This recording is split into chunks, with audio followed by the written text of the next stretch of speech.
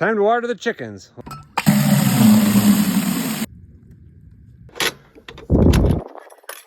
Hey ladies. Ooh, they're all ready. They must be thirsty. What's up, big boy? We had two big boys. Oh yeah, we're bone dry over here.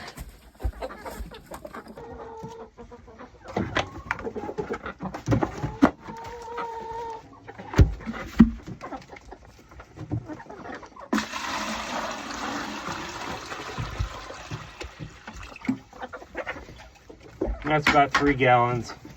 I think, yeah.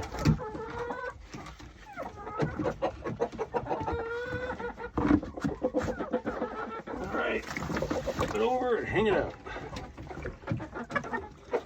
There you go, ladies. Thirsty girls.